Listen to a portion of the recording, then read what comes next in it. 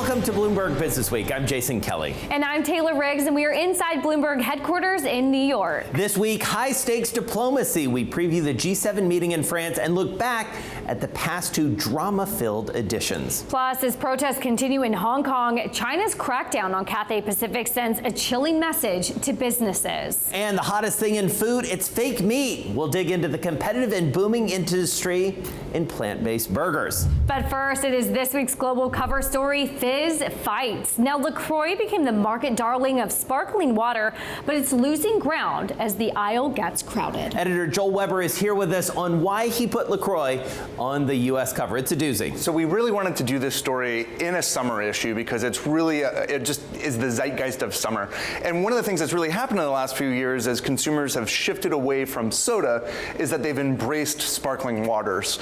And LaCroix has really encapsulated that. And they boomed writing this enthusiasm from consumers. But all of a sudden, that beverage aisle has gotten really competitive for them. Well, and we learned a lot about not only LaCroix, but their competitors as well, namely Pepsi and Coca-Cola. Yeah, exactly. So LaCroix is owned by National Beverage. That is a big part of the National Beverage portfolio. But National Beverage going against somebody like a Coca-Cola or a Pepsi, once those companies decided to open their war chest and look at sparkling water, they can say, wait a second, we know how to make sparkling water and put that in a can and then have real distribution behind it. Right, so that's coming in from the top, and then you've got this sort of craft movement. We've seen it in beer, we've seen it in food. Now it's coming to sparkling water. Craft sparkling water, which was sort of what LaCroix really, introduced to the marketplace. And so you've got LaCroix, which basically invented a category, rejuvenated that category, and they're being met on both sides. And we learned a little bit as well about the founder and CEO of LaCroix. What is he like? So this is a person who really came into his own, saw an opportunity, and then has just ridden this boom. And he's idiosyncratic, to say the least. A lot of great anecdotes in this story. We're going to hear more on that later on from the author. Joel, thank you so much. We turn now from bubbles to recessions. And now, Jason, after the U.S. yield curve inverted last week, it did spark some warnings of a looming recession. Here's economics editor Peter Coy. So, Peter, I wonder, does the inverted yield curve mean a recession is coming? That's what it has historically meant, for sure. Records going way back, even as far as the 19th century. It's a reliable precursor of recession. The question is, does it mean that this time? Well, there's a couple things about that. One is that the yield curve inverted briefly, then stopped inverting, apparently, then it came back again. So it's an off and on kind of thing. But more importantly, the yield curve does not mean what it used to mean. Right. And that's because even in normal times, it's flatter than it used to be. So a yield curve that's kind of flat to start with is much more likely to tip down into inversion than a yield curve that's fairly steep. It doesn't mean as much as it used to mean. All right, so talk about this in the broader economic landscape, because one of the things we certainly saw last week, we talked a ton about this on our daily radio show, is this idea of a concern that we may be talking ourselves into a recession at a time when things are actually going pretty well. Well, Bloomberg had Brian Moynihan, the CEO of Bank of America, on, kind of saying that, echoing Franklin Roosevelt. The only thing we have to fear about recession is fearing recession.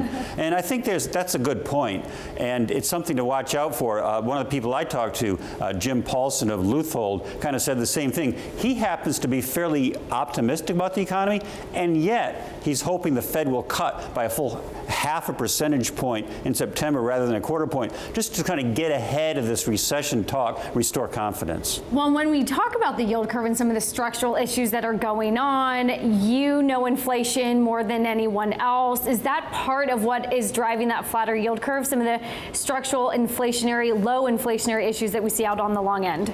Right, so the yield curve is reflecting not just the actual outlook for inflation, but the uncertainty about the inflation outlook. So if you are think inflation is going to be around 2%, but you really have this fear in the back of your mind it might jump to 4%, then you're going to pay less for a long-term bond, and that's going to make its yield higher. Whereas if you're sort of confident that inflation is not a problem anymore, and in fact, if you're more worried about deflation, which seems to be the world we're in now with, $16 trillion of negative yielding debt around the world, then it might be the you'll want to have a lower yield on a long-term bond. It seems to be the kind of the world we're in now. Thought-provoking, as always, Peter Coy, thank you so much. Coming up, two peas in a pod, sort of like us. Will Boris Johnson try to out-Trump Trump at the G7 summit in France? Plus, the Democratic healthcare debate, we break it down. This is Bloomberg BusinessWeek.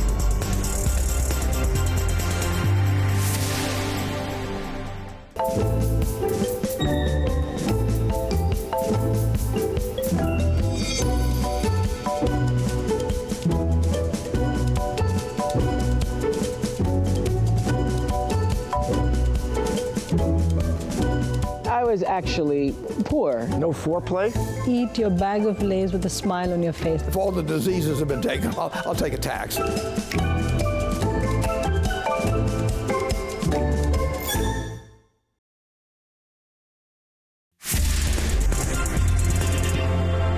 Welcome back to Bloomberg BusinessWeek. I'm Jason Kelly. And I'm Taylor Riggs. Join us for Bloomberg BusinessWeek every day on the radio starting at 2 p.m. Wall Street time. You can also catch up on our daily show by listening to our podcast on Apple Podcasts, SoundCloud, and Bloomberg.com. And of course, you can find us online at businessweek.com and through our mobile app. Well, it's this week's international cover story. President Trump and other world leaders are set to meet in France to discuss major global challenges at this year's G7 summit. I spoke with executive editor and Washington bureau chief Craig Gordon on what to expect. I think the most interesting thing we're going to be watching for, maybe not the most substantive, but will be the first kind of real sit down between Donald Trump and Boris Johnson. Talk about two guys, two peas in a pod. Obviously, Johnson, this is his first G7 since becoming the prime minister of Great Britain. And they're sort of like-minded. They have some of the same politics, both not fans of, both in favor of Brexit. But we're going to be seeing if Boris Johnson sort of tries to outshine Donald Trump, right, who tends to cut a very big figure at these events. He's already, has made a trip to Europe this week, and now will be going to meet the rest of the G7. But that's going to be the one everyone's watching. Trump, Johnson, the throwdown. Right. How does it go? Well, and keep me honest here, because I feel like in one of the G7s, that was the famous moment where Trump literally elbowed somebody out of the way, right? Yeah, the G7s have been lively of late. It was officially a NATO summit, but it was attached to the G7, where yes, he pushed aside the Prime Minister of Montenegro, who later actually said, "Well, Donald Trump, the President of the United States, should be in the front row, not me." So you're like, "Wow, dude, okay, fine." At the G7 last year was the one where they signed the communique, the famous picture of Merkel all sort of hovering over Trump, him, yeah, glaring at him, very powerful image. Trump gets on Air Force One to fly home and basically tweets out, I withdraw my support for the communique. I'm tearing it up because he was mad at Justin Trudeau, the Canadian Prime Minister, for some tariffs on steel or whatever. So these tend to be moments of high drama. There's only 7 of them, the world leaders, and they're all in a room, but they take up a lot of oxygen there, and so it could be lively. On the substantive side, what great timing. The world economy is starting to slow down. You've got Germany teetering on recession. Obviously, the U.S. numbers still pretty strong, but a lot of recession clouds on the horizon. What a great time to get the leaders of the 7 most important economies in the world together in a room to talk about it. Will they actually talk about it? Will they do anything to solve it? Will they try to put some stimulus in there as they did in 2008 at the G20? Mm-hmm. We don't think so. So this may be kind of a squandered opportunity, but that'll be kind of for the substantive part of the meeting. Can they actually do anything to put the brakes on this slowdown in the global economy? Well, and Europe, I think it's safe to say, has had a complicated relationship with President Trump. And there's a great story this week on the Bloomberg about this relationship between Macron and Merkel, his counterpart in Germany. Emmanuel Macron, of course, sort of the nominal host of this. It's in his country. Angela Merkel, outgoing to I guess, a large extent, the Chancellor of Germany. This has been, of late, a more of an uneasy alliance, it feels like, right? That's right. And the other thing, relating back to Boris Johnson, these past summits, the 2 that have happened already, tend to be 6 versus 1. Right. One being Donald Trump, of course. The rest of them lined up against him on climate, on trade, name your topic. It's usually 6 versus 1. You could have 5 versus 2. Interesting. Johnson and Trump sort of make common cause on some of these issues and sort of link arms. So that'll be an interesting dynamic. But even within the 5 or 6 of the sort of supposedly unified, more European leaders, big fractures. Macron obviously has a way of, I think he kind of wants to be the king of Europe, and Angela Merkel doesn't really like that idea, and they've sparred over that. Obviously, they've held it together on the one big other topic this week, Iran. Can they hold the JCPOA together, the nuclear agreement? Trump has essentially pulled out of it. Boris Johnson, some people think, is not so big a fan of it, although he reaffirmed his support for it. But there, Merkel and Macron have kind of held together, but even there, it's kind of fraying. France would love to do more business with Iran. Germany would love to do more business with Iran, but they have to kind of hold it together. So you've got these, like, Trump tends to be the main storyline at any of these events, but you've got these very intriguing subplots. Where does Abe fit in? The turmoil in Italy obviously kind of overshadowing the meeting, that are going to be fun to watch too, and especially that European unity. They've held it together for 2 of these summits. I don't think they'll be able to do it for the 3rd. At the top of the conversation, you mentioned Brexit. That will obviously be top of mind as well. We've heard Boris Johnson a bit this week come out and start to negotiate in public a little bit with the EU leaders about what the elements are that he's willing to give on, which sounds like not much. He's taking a very hard line. We seem to be heading for a no-deal Brexit, and that's coming up at the end of October, that next deadline, right? Right. So much like you've got the 7 most important people in the world to talk about the world economy, you've got most of the same people in the room to talk about Brexit. As an American watching it from afar, I'm struck that it feels like the UK leaders are playing like a pair of threes, but they act like they've got a royal flush in there, and I don't really understand it. And I think the Europeans, you get a sense they're kind of tired of this conversation. Right. Boris isn't really offering them anything differently than May did or any other better arrangement. So it does seem to be like we're looking at crashing out. They'll have a chance to talk about it, but there again, hard to see any substantive progress being made, even though they're all going to be sitting right there on the beach in Biarritz, France. Turning to politics in the U.S. and the campaign trail, Democrats are engaged in a heated debate over how to achieve their goal of universal health care coverage. Here's reporter Sahil Kapoor in Washington. They're coalesced around the basic principle that they want to get to universal health care coverage. The United States is not there yet, but in terms of how to get there, there are seriously differing opinions. There are deep divisions ranging all the way from the idea of single-payer health care like Australia and Canada, where the government is the only insurance company. That proposal is supported by Bernie Sanders and Elizabeth Warren. And then you have the more moderate Democratic candidates who still want to make substantial changes. Joe Biden, for instance, the frontrunner, supports adding to Obamacare, also known as the Affordable Care Act, a government-run insurance option that people can look at, the menu of private plans and decide, do I want one of those or do I want a public option? So that's the debate we're seeing right now. And it has sparked some very intense rivalries and some serious battling between the candidates as they try to convince voters that they have their finger on the pulse of what to do with the healthcare system. And from your conversations with candidates and from your reporting on the ground, what plan feels most likely, most reasonable, most affordable, most likely really to go forward within the Democratic Party? Well, those are a lot of different questions here, and there are different answers to them. The splashiest plan, I would say, the splashiest one is Medicare for all. You probably heard that phrase a lot. I think everyone has at this point, and that's the Bernie Sanders single-payer plan. Now, that faces daunting obstacles in Congress. Even if Democrats win a wave election, they have the Senate assume, they have the House assume, and they have the White House with someone like Bernie Sanders as president. It's highly unlikely to get through because a lot of Democrats oppose that as well. Then on the Joe Biden side, you have the public option, which President Obama tried to get and failed to get in 2009 and 2010. And this also is going to be very difficult because it faces a likely 60-vote threshold in the Senate where Republicans would have the ability to block it. And so far, based on my reporting, they have no intention of going along with that. So even the most modest Democratic proposals to change the healthcare system face very difficult obstacles in Congress, and not to mention a healthcare industry that is determined to kill them. They don't want a government-run option competing with private insurers, because that would mean they have to lower their costs, they would have to lower reimbursement rates to providers in order to compete, and they don't want to do that. So they're working to kill this thing in its cradle.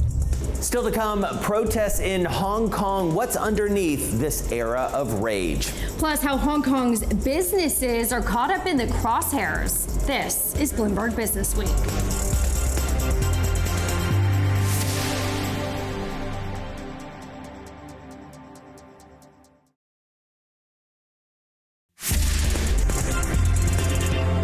Welcome back to Bloomberg BusinessWeek. I'm Jason Kelly. And I'm Taylor Riggs. You can listen to us on the radio on Sirius XM channel 119 and also on AM 1130 in New York, 1061 in Boston, 99.1 FM in Washington, D.C. AM 960 in the Bay Area, in London on DAB Digital, and through the Bloomberg Business app.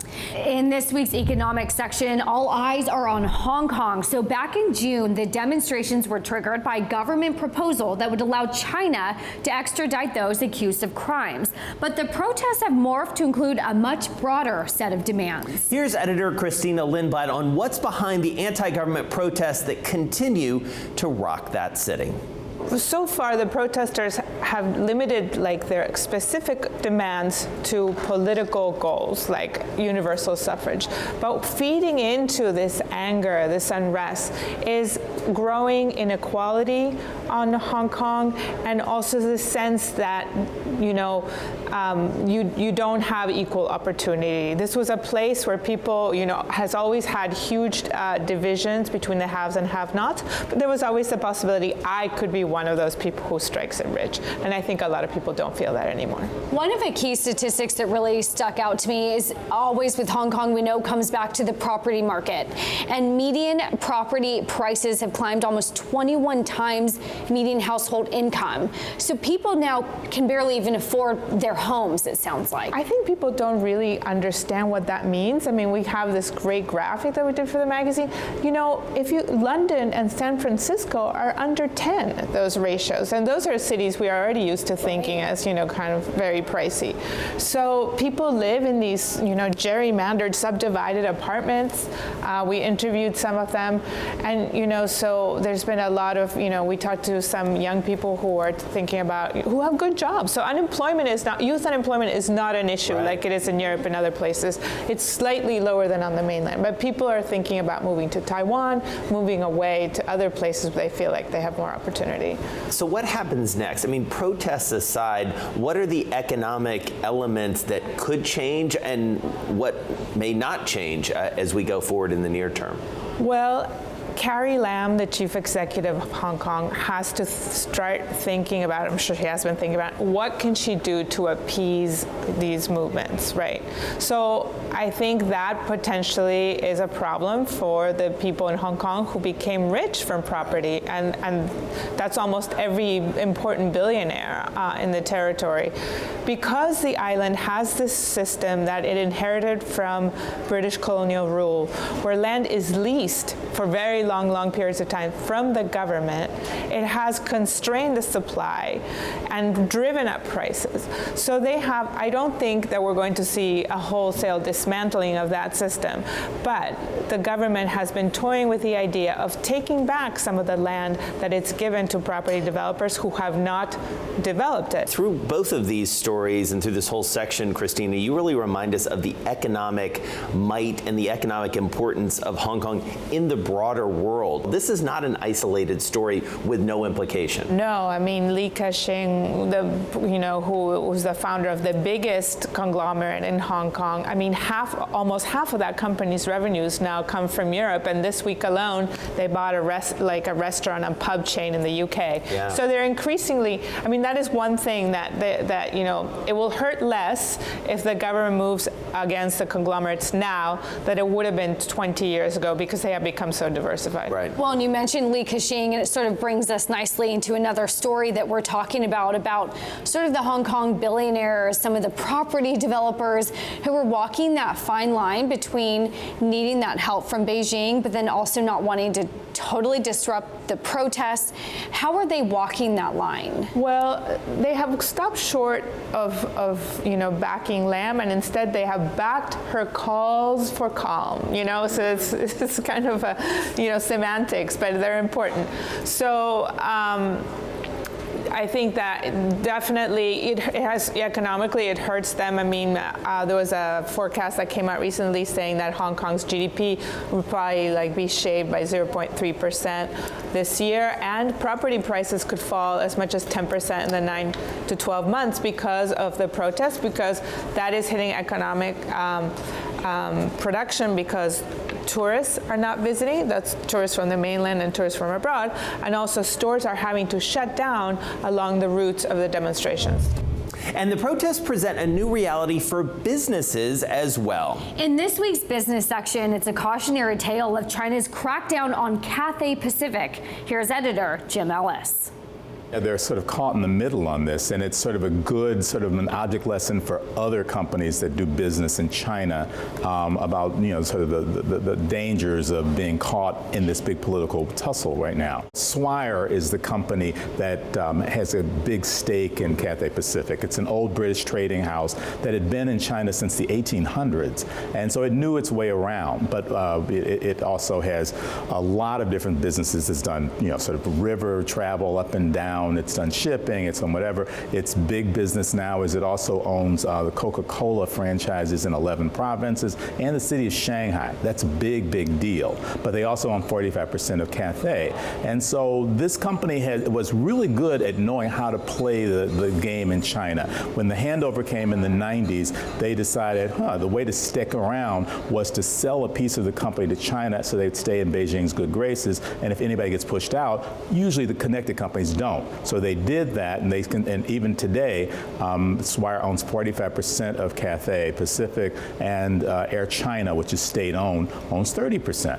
And so that supposedly will keep you safe. The issue, however, when the protests came up, was that a lot of Cathay employees participated or were sympathetic, and that has sent, you know, sort of the government off the rails. And they have used all the pressure that you can do when you're a government to sort of make sure that the company sort of behaves. What they've done is they came in and they said, okay, you know, all the employees who participated should be banned from working in China. All of your employees who go into our airspace, which is a huge number of, you know, you have to provide all their names. You also are going to have suddenly a safety inspection for the whole carrier, and right down to people's cell phones, right? Correct. I mean, so the thing is that, you know, they know how to basically make it very difficult for you to do business if you don't do business the right way. It's also a sign that China says, you know, you can play in our markets, but you have to play by our rules, and we set them. Well, enforcing the resignation, so to speak, of the Cathay Pacific chairman is one sign that they sent of you have to play by our rules. It's a very strong sign, but one of the questions that remains now is it enough? I mean, sort of one of the Communist Party papers is saying that's probably not enough. They probably should do more because they've got renegade employees.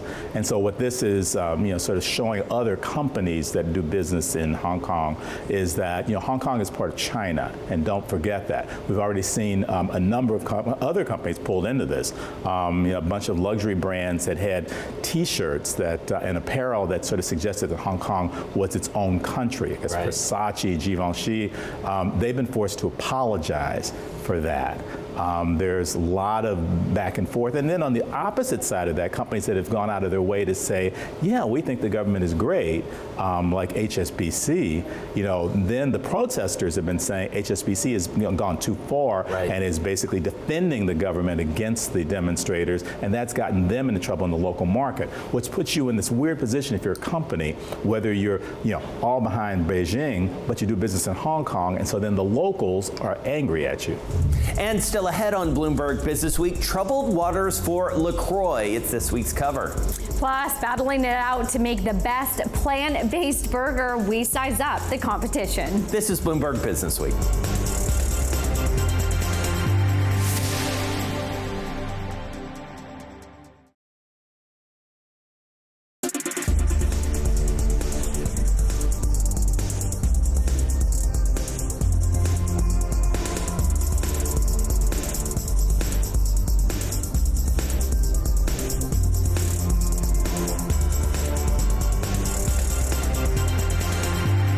Welcome back to Bloomberg BusinessWeek. I'm Jason Kelly. And I'm Taylor Riggs. Still ahead, in a year that saw IPOs from Uber, Lyft, Slack, and Pinterest, the breakout star is a company making fake burgers. A look at Beyond Meat and the growing industry. Plus, a former venture capitalist who's bridging personal and professional wellness. I sit down with the founder of Reset on how her new studio helps New Yorkers go from burnout to balance. And how fashion house Ralph & Russo has become the clothing of choice for billionaires and royals sales around the world. But first, this week's cover story, LaCroix. Its colorful cans of bubbly used to fly off the shelves, but today it's struggling in a crowded market, and shareholders are concerned about corporate mismanagement. Here's reporter Lauren Etter in LA.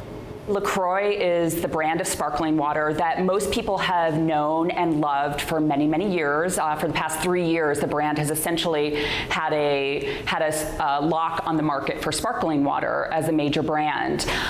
In recent years, in pretty much the past year and a half, there have been a number of competitors from the biggest soft drink companies in the world, like Coke and Pepsi. They've introduced their own sparkling waters to compete with LaCroix, and as a result, LaCroix is now under tremendous pressure to retain its status as the leader in the sparkling water market, and they've had a little bit of trouble doing that.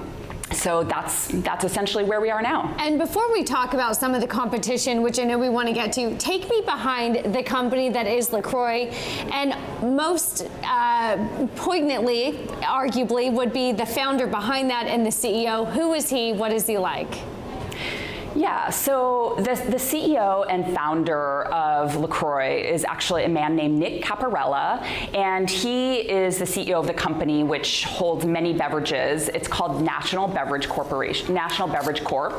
and they started off as a soda company, and over the years they acquired multiple brands, and they finally acquired LaCroix in the 1990s, and it was kind of like a sleeper for a long time. They didn't really do much with the brand.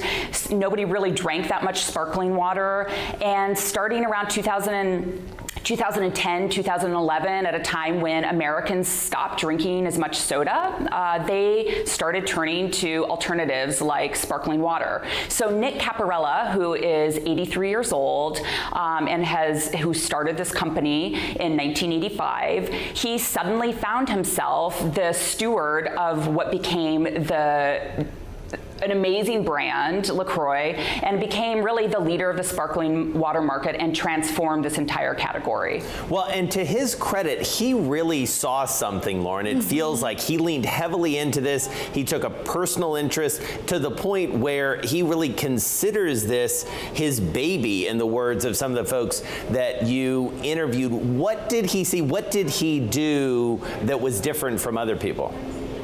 Well, I think early on he recognized that the brand had potential because of its healthfulness. It didn't have any sugar. It had no additives, really. So when soda consumption started falling and Americans started drinking less because of the concern over obesity and type 2 diabetes, he really was one of the first brands to start transitioning in the market, and he saw LaCroix as an alternative. So as early as 2006, he partnered with the Breast Cancer Foundation to sponsor these walks, and it became sort of an early, they claimed an early spot in the health market, the natural market, as an alternative to soda. So he did early on see the potential of the brand. So what happened since then? Because if you're a big leader early on, you have to constantly work to maintain that lead. Of course, as some other competitors came in.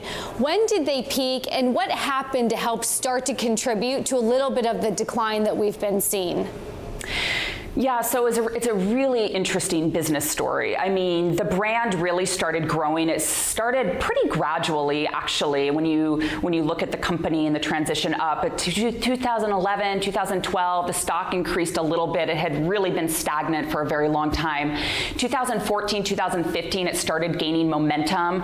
There was a critical team inside LaCroix working with Nick Caparella that really shaped the position of the brand in the market. They decided to go after diet soda. They decided to really use social media at a time when that wasn't as prominent. So they started trending on Instagram and Twitter and showing up in all kinds of photos and that type of thing, and it really just gained steam. So as it gained steam around 2015, 2016, internally there was already starting to be some friction. As the brand became more and more popular, Mr. Caparella became more and more involved in the brand. His dominating presence in the company, he's, after all, the owner. He owns 74% of the stock, so he really does drive the company, and he's really the one with the most power there. But it started rubbing some people the wrong way. They felt like he wasn't listening to their input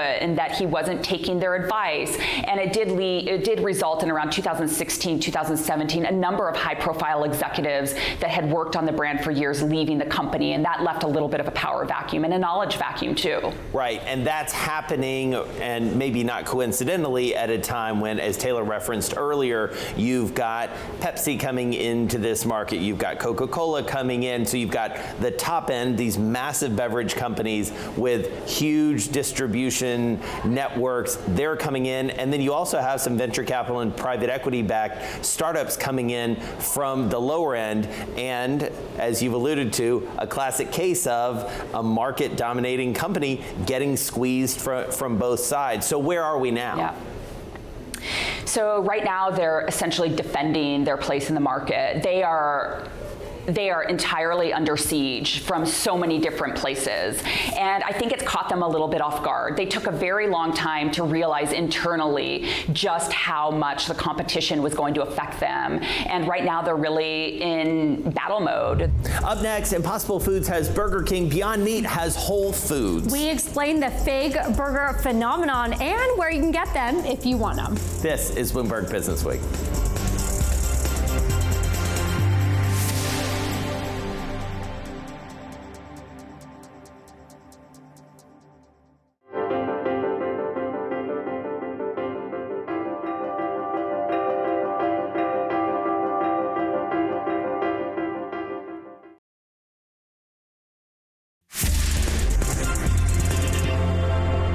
Welcome back to Bloomberg BusinessWeek. I'm Jason Kelly. And I'm Taylor Riggs. Join us for Bloomberg BusinessWeek every day on the radio starting at 2 p.m. Wall Street time. You can also catch up on our daily show by listening to our podcast at Apple Podcasts, SoundCloud, and Bloomberg.com. And you can find us online at businessweek.com and through our mobile app.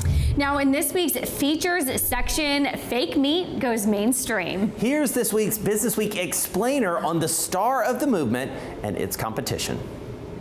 Beyond Meat CEO Ethan Brown loves talking about his fake burgers. But don't ask him about the shares whose value has soared almost 500% after the IPO in May. He says he doesn't like to talk about the stock price. Beyond Meat is the star of a movement that's been trying to take vegan products mainstream for decades. Kellogg's Morningstar Farms is #1 in veggie burgers, but its share is falling. Still, Beyond's real competition isn't the major food companies, it's Impossible Foods, another California startup producing so-called bleeding burgers. Each company claims to have the superior product. For now, Beyond has the numbers. Its burgers are sold in 53,000 locations, including supermarkets and restaurants. That's more than 3 times as many as Impossible. And Beyond has another product line that may impress consumers more than its burgers: sausages. Both companies benefit from consumers focusing on the benefits of a diet without red meat. But critics say when it comes to nutrition, there's little difference between a fake burger and the meat in a McDonald's Quarter Pounder. So its nutrition may be debatable, but for investors, well, they are convinced. In a year that saw IPOs from Uber, Lyft, Slack, and Pinterest, the clear breakout star, that was Beyond Meat. Well, the clear breakout star when it comes to their stock price as well. So if you come to my terminal here at GTV Go, in white, we're taking a look at the share price, and in turquoise, it is the Bloomberg estimate of the aggregate price target from the street. At one point, the shares were up 800% excitement from the IPO. Second quarter earnings were okay. There's a few things in there that made people nervous, and you're seeing sort of a leveling out here, Jason, trading right at about 150, the average analyst street price target. You're wondering maybe this is some competition coming on the horizon. Well, it's had an amazing run. For more on what's driving that phenomenon and that stock price so far, at least, we spoke with the reporter behind the story, Dina Shanker. It was a combination of a few different factors. The first is that people have started to really care about their health, and they see anything with the word plant as being necessarily healthier. It's not necessarily healthier, but people think it is, so they buy it for that reason.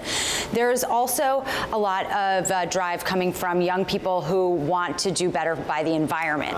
And beef production is a major source of man-made emissions, and so replacing beef is a popular way to reduce your emissions. It's a lot easier to get an Impossible Burger than it is to buy a Prius, so you see a lot of that happening as well. And then there's also just the technology has gotten so much better. You know, Bill Gates was one of the early investors. He invested in both of these companies, and he made it so that this became an area that wasn't just for vegans, and it wasn't just for some people trying something new out. It became an actual place to put money in to invest. And so companies like Impossible Foods and Beyond Meat were able to really ramp up what they were doing because they were getting this kind of investment. Well, I feel like almost every day on our daily show, we're talking about Beyond Meat's stock price. It's incredible. Well, incredible. But I want you to square with me something that I've been trying to understand. If I go to White Castle, I'm going for not healthy, not nutritious. I'm going, frankly, because I want a bad burger, right? Guilty pleasure. Right. Why would I go to White Castle to get a fake meat burger? That's a really good question. I think that I think what the company would tell you is that you'd go to White Castle and you'd say, oh, I feel like doing something a little better for the environment, so I'm going to go with the slider, and it's going to taste exactly the same. Right. Okay. Does it taste exactly the same? I think most people would say no, but it tastes close enough. And what White Castle is saying is that people are coming in and they're getting meat sliders with their plant sliders, so they're mixing it up and they're trying something new. The stock price has been phenomenal. Do they say that there is more room to run? How do the stock prices compare between Beyond Meat and Impossible Foods, and then, frankly, all the new competitors that are coming in? So Beyond Meat, Ethan Brown did not want to talk about the stock price, and I don't blame him. I wouldn't want to talk about it either when it's doing so well. You might jinx yourself. Best performing IPO, major IPO of the year. Yeah, I mean, best performing IPO since the recession. It's been incredible to watch. And again, something that I don't think anybody was expecting to happen. But it's gone all the way up to more than $230, and now it's back down a little bit. And this is an $8 billion market cap company, right? Give or take. Give or take, yeah, that's right. I mean, it peaked at over $14 billion, and there's some questions about whether or not they really have the revenue to justify that kind of market cap. But I think the bet is on the potential more than the bet is on what they're doing today or tomorrow. Impossible is still in a startup phase, so they're not public, and a lot of questions swirling around whether they'll go public. And right now they're saying not right now, but they're not foreclosing it for the future. The other companies, you know, it's kind of, Tyson is such a huge company, Nestle is such a huge company, hard to say. I mean, but at the same time, if one of them lands in McDonald's, my guess would be that day their stock would do And that's the holy grail right now, right? McDonald's is the question that everybody gets asked. Nobody has an answer yet, but Burger King was a big move. McDonald's will be even bigger. Yes, McDonald's will be much, much bigger. And when McDonald's gets into any kind of industry, into a market, they totally change the whole way that market operates. They changed apples, they changed potatoes, they changed chicken. Everybody wants to be able to sell to McDonald's, so they have to make whatever McDonald's is asking for. And so if Beyond Meat goes to McDonald's, I mean, I think even the price at the supermarket would go down because they'd have to make so much of it. Coming up, from burnout to balance, using a holistic approach to professional growth. I sit down with former VC Liz Tran on her new studio. It's called Reset. Plus, spun into gold, how in 10 short years, Ralph and Russo became the clothing of choice for royalty and celebrities. This is Bloomberg BusinessWeek.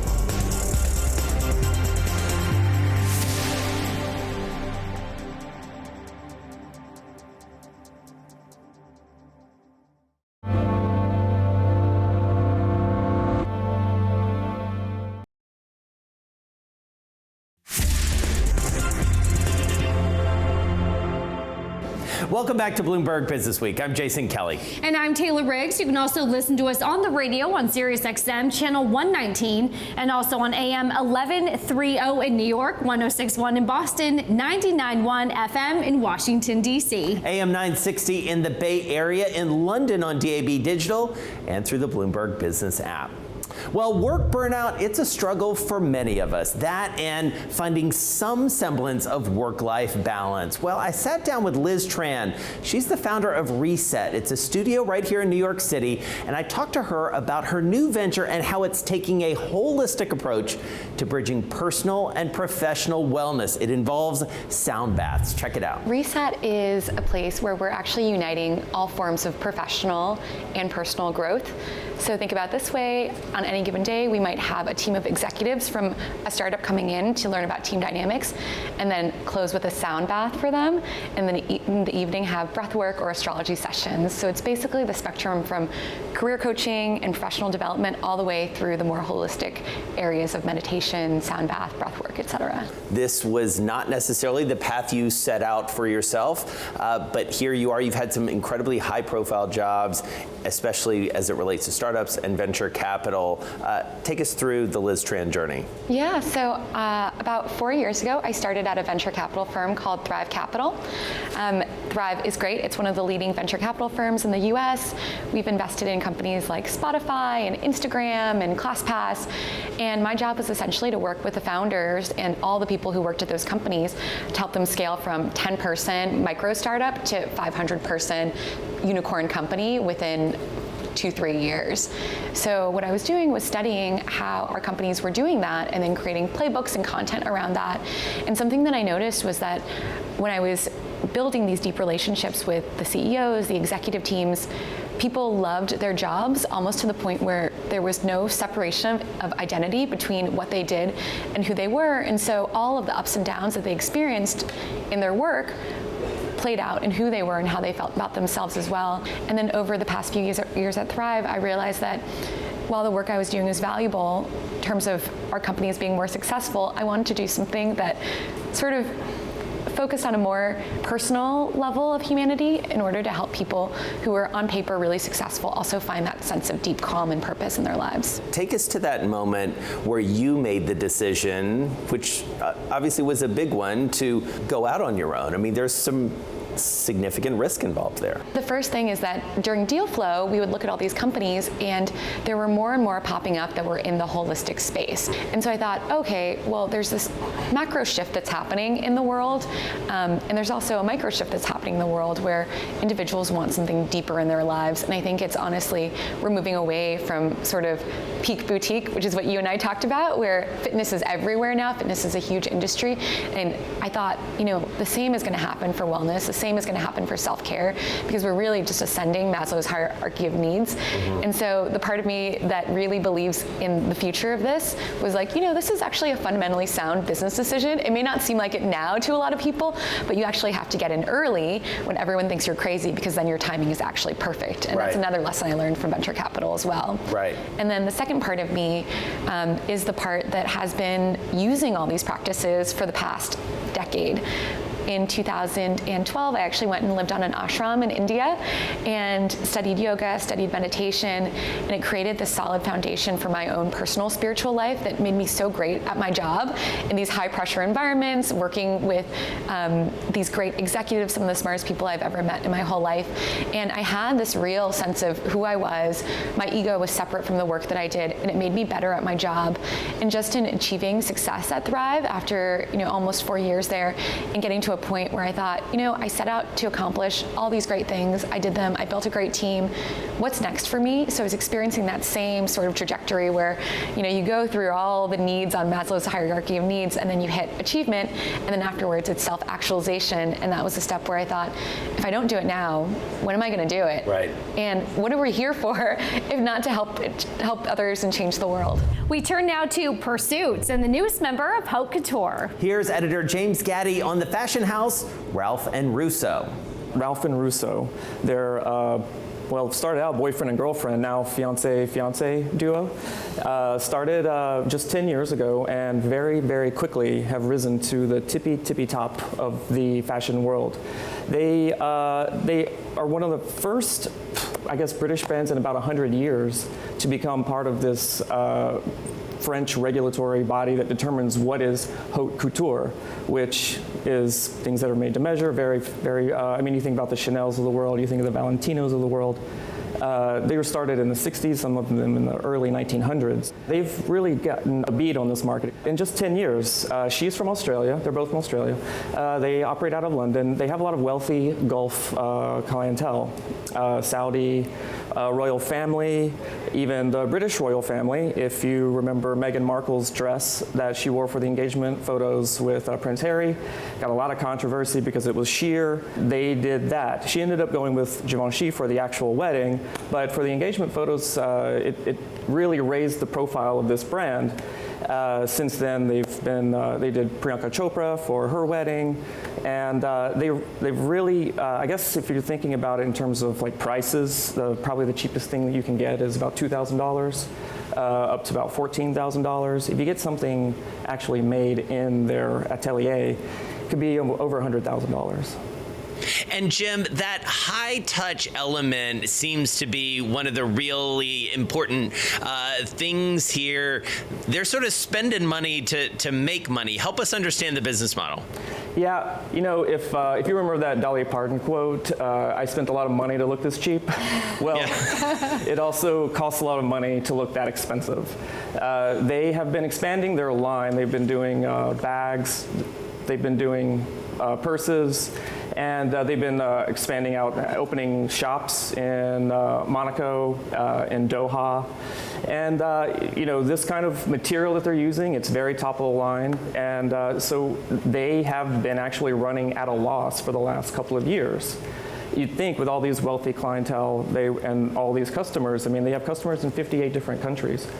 But it is very expensive to run that business. It's it's a really interesting window into how this a brand like this actually makes money. And over the summer, they got an investment from Lars Windhorst, who you might remember over the summer was involved with the H2O asset management company. The fund that backs him had over 8 billion euros in redemptions because he has such a checkered past. For a brand like Ralph & Russo, for him to come in and do this sort of investment for them is a really interesting idea in terms of who you can turn to for money in this market. Bloomberg BusinessWeek is available on newsstands now. And also online at businessweek.com and on our mobile app. All right, what's your must read? I think I have a feeling. I know, don't kill me. It is all about that yield curve for me. And I really liked how Peter Coy sort of broke down what an inverted yield curve historically means in terms of predicting a recession. But maybe this time is different. Right, and the economic backdrop and the political backdrop, it plays into it. And what was your favorite story? All right, I am obsessed with this movement around fake meat. And you know, these plant-based burgers, I've tried a lot of them. I was a little disappointed to find out that they're not as healthy maybe as I thought, but you got to go out and get one. I'm going to do that right after this now. All right, you can find more stories on businessweek.com over the weekend. And check out our daily Business Week podcast available at Apple Podcasts, SoundCloud, and Bloomberg.com. More Bloomberg Television starts right now.